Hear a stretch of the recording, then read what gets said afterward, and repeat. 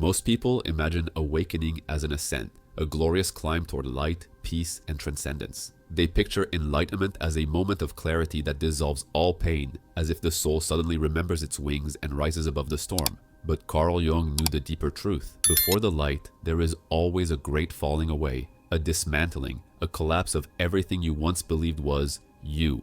Awakening doesn't begin with bliss, it begins with disillusionment. Because when your consciousness expands, it does not only show you the beauty of truth, it exposes every lie you've been living. All the motives that once drove you, the hunger for success, the need for validation, the illusion of control, begin to crumble before your eyes. They lose their grip not because you have failed, but because you can no longer lie to yourself. You start to sense that much of what once motivated you was never truly yours. It was borrowed, inherited from a world that worships achievement and fears stillness. You begin to see how you shaped your life to fit expectations, how you wore masks to be loved, and how you performed roles so perfectly that you began to mistake them for your identity. Jung called this the dissolution of the persona, the slow unmasking of the false self you built to survive in a society obsessed with image, success, and approval. And when that mask begins to crack, it feels like your world is breaking apart. You look around and realize that the goals you were chasing no longer make sense. The career, the possessions, the validation, they all feel strangely hollow, like echoes from another life. That's when the questions start to whisper through the silence. Why am I doing this?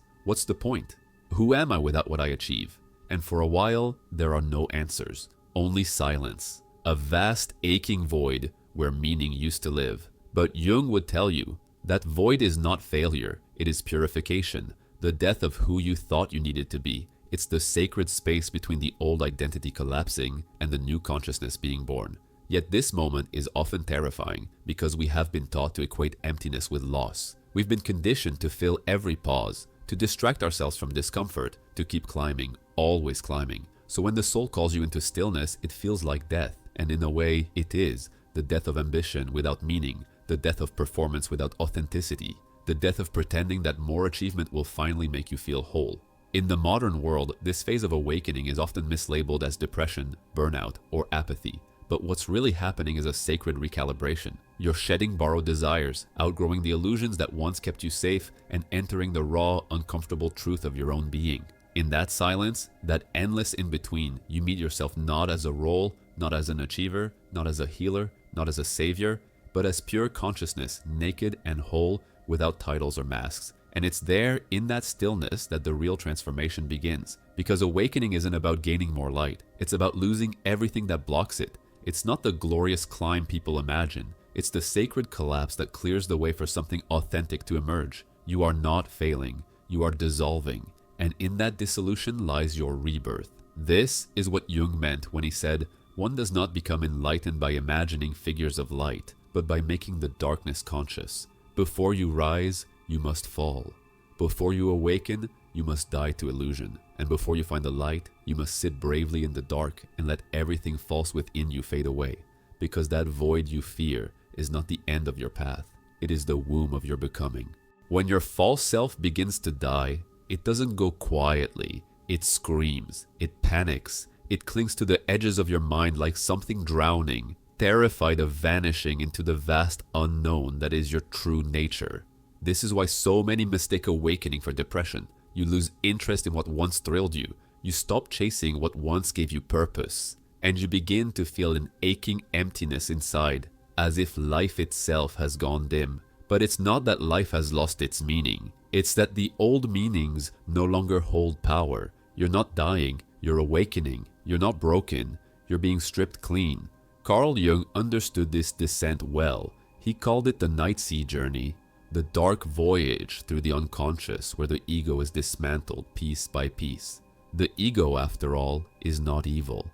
It's the mask you built to survive. It helped you navigate a world that told you who to be, what to want, and how to behave. It kept you safe by keeping you small. So when the light of awareness begins to burn through that mask, the ego believes it's being annihilated. And in a way, it is. Because everything that was false in you cannot pass through the gate of awakening. This death of the ego feels like falling apart because the structures that once held your identity begin to dissolve. You no longer know who you are. You no longer know what you want. The compass that once guided you through life suddenly spins in every direction, and so you drift between worlds, not yet reborn, but no longer who you were. This is where most people lose heart. They label this sacred emptiness as depression, when in truth, it's the soul reclaiming its energy from everything that never truly belonged to it. It's not the world that has grown dull, it's your illusions that have shattered. Jung once wrote, "The most terrifying thing is to accept oneself completely, because to do that, you must let die everything that is not you. All the ambitions planted by society, all the expectations absorbed from parents, lovers, friends, all the stories you told yourself to be worthy of love, one by one, they fall away, and you are left standing before the mirror, face to face with the raw self, unfiltered, infinite, sacred, and unbearably still." It is this stillness that frightens most, because without the noise of goals and identities, the mind doesn't know what to do. It trembles in silence, craving distraction, longing to rebuild the familiar chaos of the past. But if you can resist that impulse, if you can sit within the void without running, something miraculous begins to happen. Beneath the silence, you start to sense a new pulse, a quieter rhythm, ancient, steady, and true. It is not ambition, it is not desire, it is being itself. That stillness, that unbearable emptiness, is not a void to escape. It is the space of rebirth. It's the womb of the self where everything false dies so that everything real can emerge. The ego mourns because it cannot enter this sacred space. But you, the eternal witness behind the mask, you are untouched. You are watching your own transformation. So when the darkness feels endless, remember, it's not the end of your life, it's the end of your illusion. The soul withdraws your energy from the old world so you can finally see with unclouded eyes.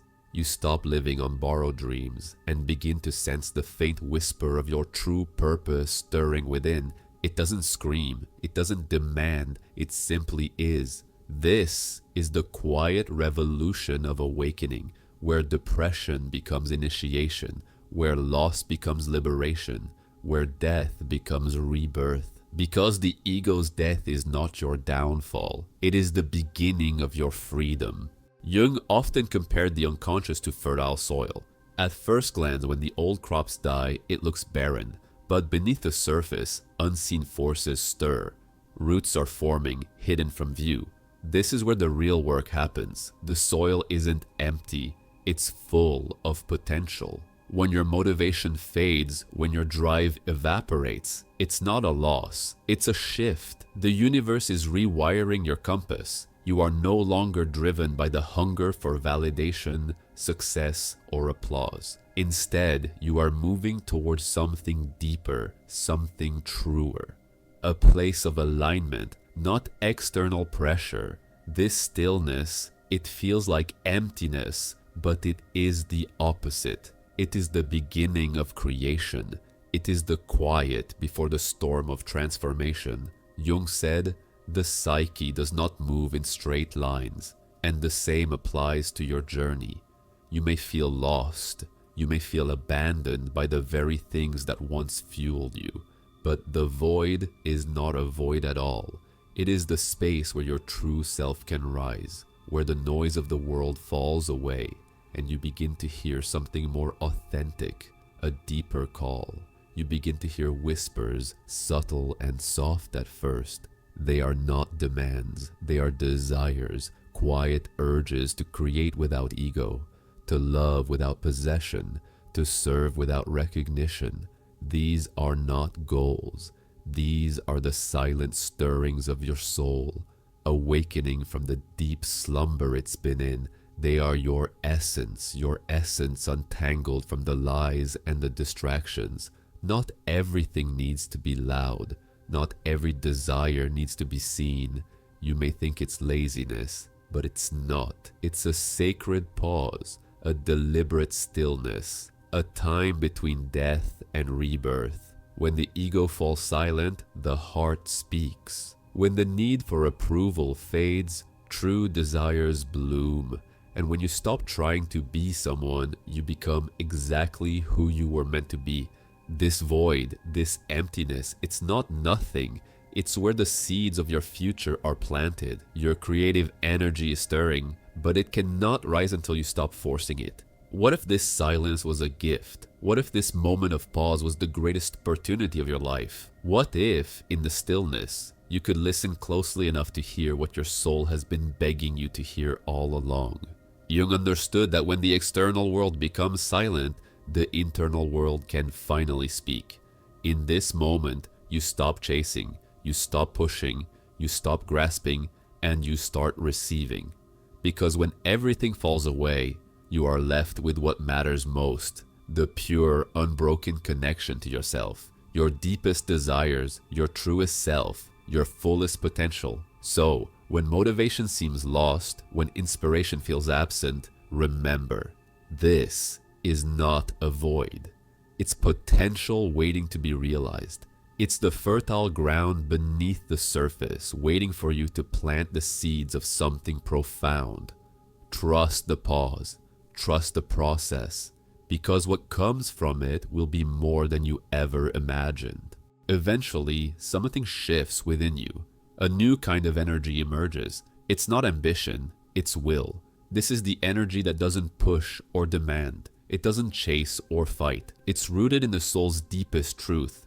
Jung spoke of this force as the movement of the self, an inherent intelligence guiding the soul's evolution. It's not about what the world expects or the roles others want you to play. It's about the quiet call of your inner being, urging you to step into alignment with your true purpose. You stop chasing things that drain you, people that suck the life out of you, and goals that never feel like your own. The hunger to please others fades away, and with it, so does the anxiety of approval. You stop fighting to be understood. You stop pretending to be someone else. You stop molding yourself to fit expectations. In this new space, you find peace in simply being. Living from this place means no longer asking, "What should I do?" Because the answers come from within. The question shifts to, "What wants to move through me?" That's when the ego is no longer in control. The ego-driven action, the one that seeks validation, is replaced by soul-driven creation. And this subtle yet profound shift changes everything. The old motivations fade away, replaced with a quiet pulse that guides you. You act not out of fear, not out of ambition, but because there is an authentic flow that moves through you. You find yourself doing things you've always wanted to do, but now with a sense of ease and purpose. This is the birth of true will, the will to create, not out of need, but out of alignment with your deepest essence. The ego is no longer the driver, and in its place is a wiser, more powerful force, operating from a place of stillness and clarity. And in this rebirth, the greatest part is that you don't need to try to make things happen anymore. Instead, you allow life to unfold, not as something to control, but as something to witness, to dance with. True will moves through you with effortless purpose. This isn't just a change of mindset, it's the beginning of a completely new way of living. As you shift from ego-driven action to soul-driven creation, you realize that everything you've been searching for was always already here, within you. It's the stillness, it's the absence of force, it's the willingness to surrender to the flow of life without the need for struggle or manipulation. Now, you become the creator, not by pushing, but by being. You no longer seek the next achievement to feel whole, because you already are. This is true freedom, not the freedom to chase, but the freedom to be. And when you finally begin to live from this place of true will, you see how much life changes around you, naturally, effortlessly, and with grace. It's the difference between living for the world and living for your soul. This is the power that emerges when you stop fighting to be what you think the world wants you to be, and instead, allow your authentic self to rise. After awakening, you must learn to walk again, to walk with both feet firmly planted in the world you once knew and in the new world you've just discovered. It's not enough to simply see the light. You must bring it into the shadowed corners of your life. To take the divine awareness you found in your solitude and breathe it into the ordinary moments, the work, the relationships, the tasks you once saw as mundane. At first, this feels like a paradox. Spirituality and the material world seem to clash. Work, relationships, responsibilities, they don't disappear. They don't fade away into nothingness. They become your arena of transformation. In this new state of awareness, you no longer have to escape the world to find peace. Peace is not a place, a retreat, or a moment of silence. Peace is how you see the world. It's the ability to find stillness in the midst of chaos. It's seeing God in the act of washing dishes, writing emails, or breathing. This is the integration of duality. The spiritual in the material, the divine in the human. True spirituality doesn't reject the world, it sanctifies it. It doesn't abandon the body to find the soul, it elevates the body into an instrument of the soul. So now that you see the truth, how do you return to the world you left behind? How do you live in both worlds? You don't live the world to find meaning, you bring meaning into the world. This is where the most profound shift happens. Your motivation returns, but not in the way it once was. It's not a fire that consumes you, but a flow that carries you. It's not driven by ambition, but by presence. Before, you acted because you feared what would happen if you didn't. Now, you act because you are grounded in truth. You no longer seek validation, approval, or recognition. You serve because service is the highest expression of your soul's purpose. You create because creation is the divine nature of existence itself. You love because love is the essence of what it means to be human. In this state of integration, everything you touch becomes sacred. You no longer separate the mundane from the divine. Work, play, joy, pain, they are all part of the same infinite dance. As you move through life with this new awareness, you'll find that your true motivation no longer comes from outside forces. It comes from within, from your alignment with the divine, from your realization that everything you do is an act of creation, an expression of your soul's purpose. So what does it mean to live in two worlds? It means you are no longer divided, you are whole. You carry the sacred within you, in every step, in every breath, in every word. This is the gift of integration, the ability to be fully present, fully awake, and fully alive.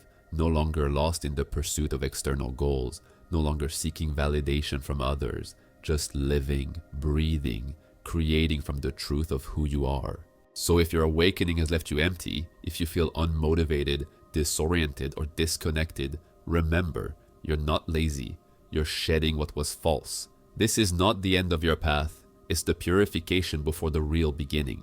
If this message resonated with your soul, comment below, I am becoming whole. Share this with someone who feels lost in their awakening. They might just need to hear this truth today. And remember, you are not broken, you are simply being rewritten by light.